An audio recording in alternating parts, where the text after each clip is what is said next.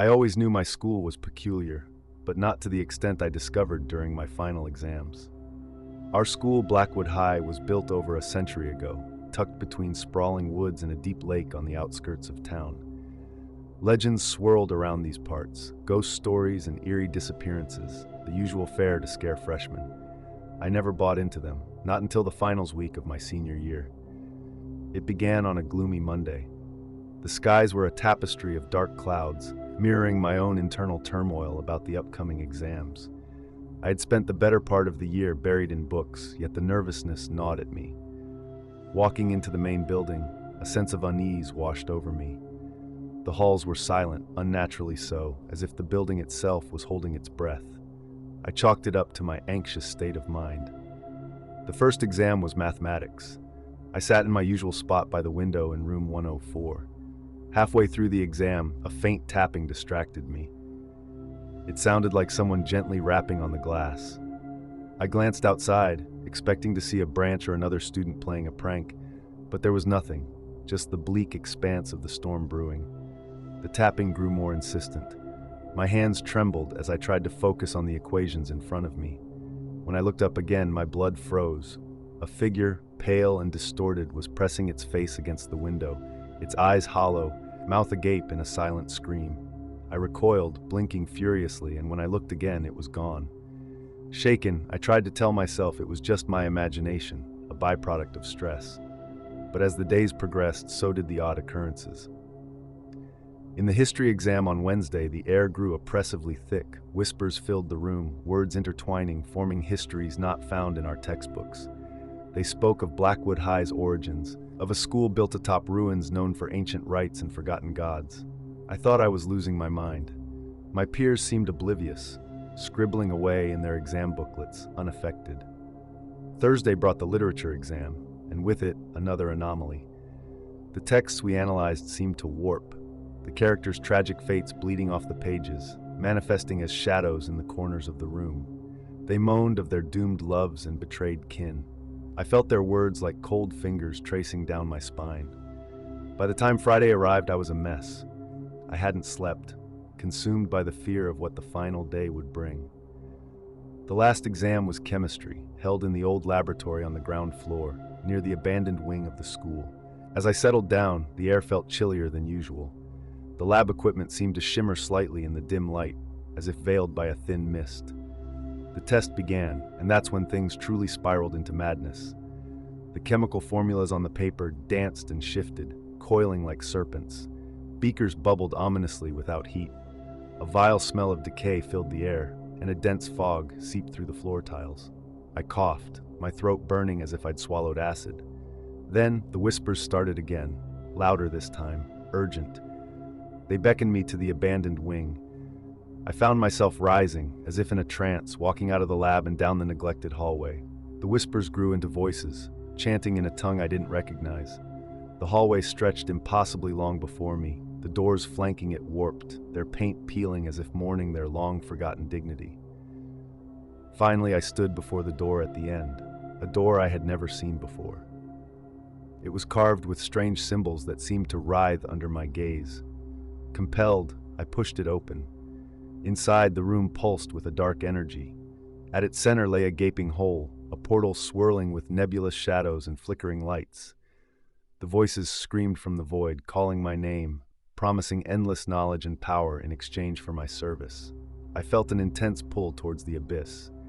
Just as I was about to step forward, a hand clutched my arm. It was Mr. Howard, the old chemistry teacher, his eyes wide with terror and understanding. "No, child, not another one," he whispered, pulling me back with surprising strength. He slammed the door shut, muttering incantations. The ground shook, and the air cleared slowly as he sealed whatever hellish gateway had been opened. Mr. Howard explained that the school was built on a site of ancient power, a conduit for energies that mortals were not meant to wield.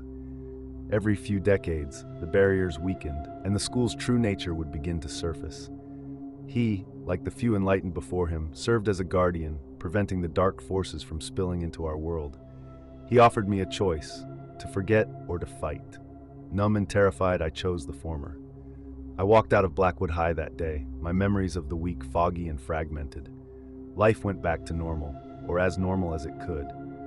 But sometimes on stormy nights, I hear whispers, and I feel the pull of that dark room. I wonder now if I should have chosen differently, if I should have fought.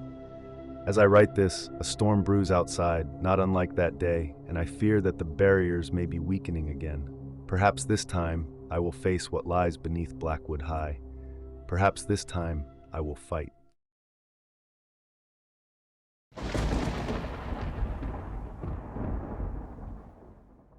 There was something off about my new school from the moment I first walked into its echoing halls. The building was ancient, its brickwork moldered and dark with age, and every step inside felt like descending into a forgotten crypt. The air was always a little too cold, the silence a little too deep. The real dread began with room 19. It was at the end of a long, narrow corridor on the third floor, the least used part of the school. The door to room 19 was always closed, and unlike the other classrooms, it didn't have a window. Rumors circulated among the students about why it was sealed. Some said it was mold, others whispered of an accident long ago, the details lost in hushed tones. One day, about 3 months into the school year, I was sent with a message from the principal to Mr. Hallow, the custodian. I found him at the end of that forgotten hallway, keys in hand, standing before room 19. The door was open for the first time. "Mr. Hallow, the principal needs you," I said, my voice faltering as the cold from the room washed over me. He glanced over his shoulder, nodding gruffly. "All right, I'll head down in a minute. Close the door behind you, would you?" My heart hammered as I stepped forward to peek inside before I shut the door. The room was barren, save for a layer of dust and a few broken pieces of furniture. It looked normal enough, but the air felt heavy, oppressive, like it was pressing against all sides of me.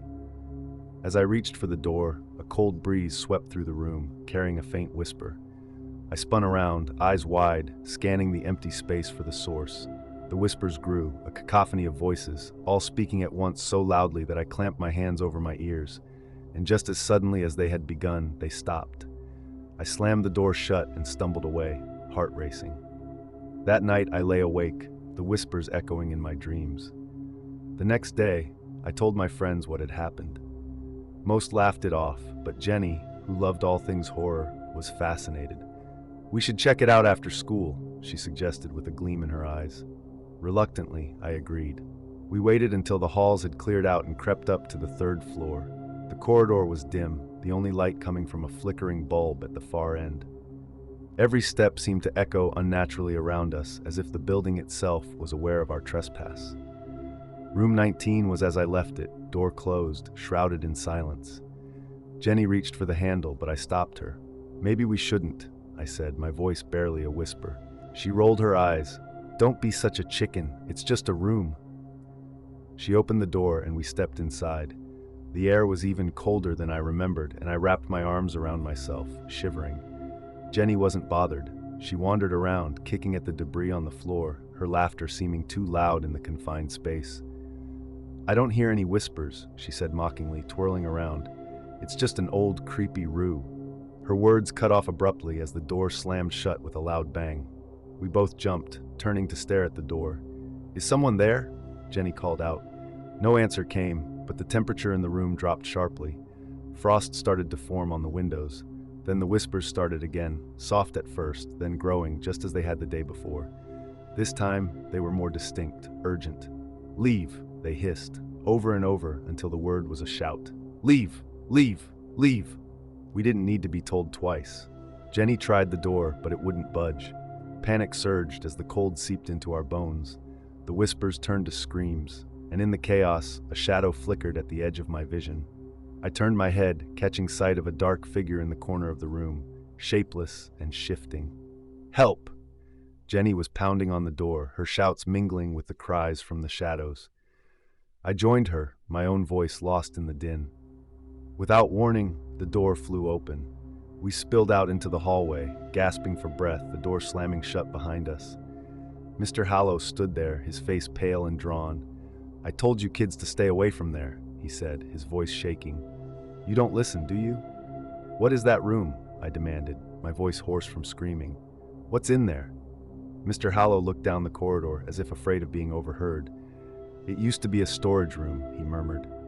"A long time ago, something bad happened. A fire broke out, trapped a group of students. They didn't make it out, and ever since then, there's been disturbances." "Why keep it open at all?" Jenny asked, her face white. "It's locked down now," he said, his eyes haunted. "But sometimes the lock doesn't hold. They don't like visitors." We never went near room 19 again.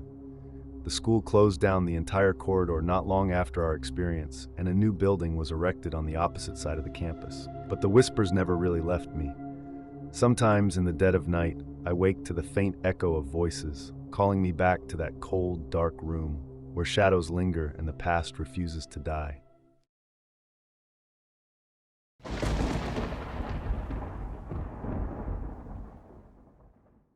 Ever since I transferred to St. Albans, I could feel that something wasn't quite right.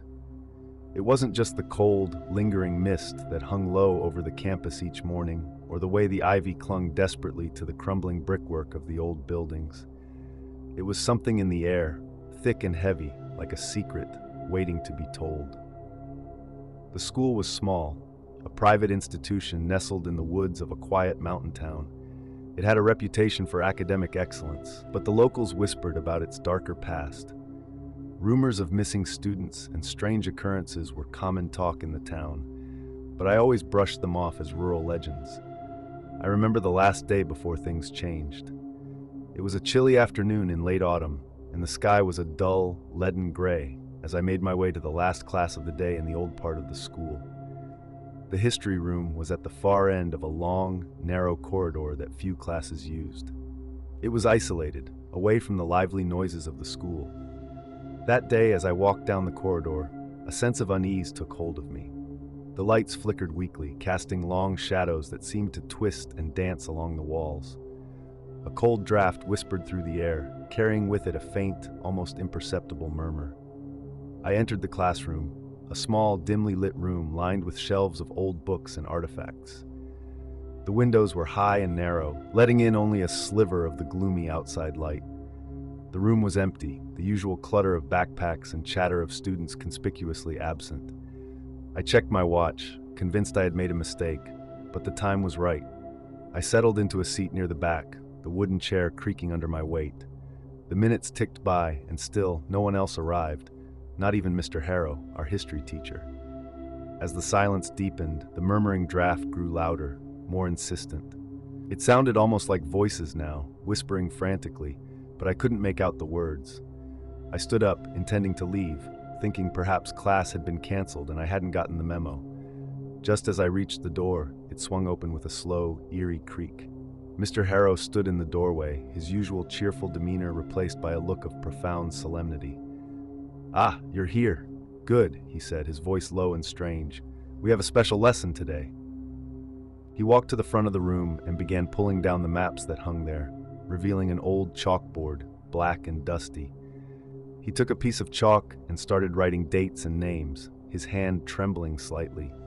The names were those of students, some of whom I recognized as having mysteriously transferred over the past year. "The history we learn isn't just about the past," Mr. Harrow said, turning to face me. His eyes were hollow, as if he hadn't slept in days. "Sometimes it's about understanding what's demanded of us now. This school has a legacy, one that requires certain sacrifices." The air grew colder, the whispers louder. They seemed to emanate from the walls themselves, desperate and pleading. "What kind of sacrifices?" I managed to ask, my voice barely a whisper. "The kind that keeps whatever is buried beneath this school at bay," he replied, his voice breaking. "Every few years, it demands someone." I felt my stomach churn. "And today? Today it's you or me," he said, and I saw a tear trail down his cheek.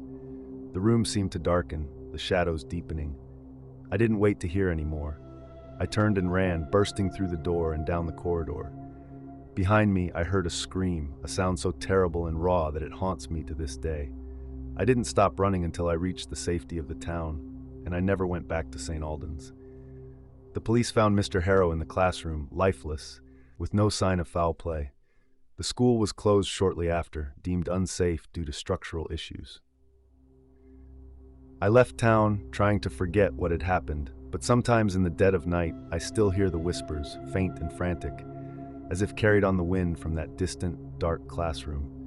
And I wonder if I escaped at all, or if a part of me is still there, trapped in the shadows of St. Alden's haunted history.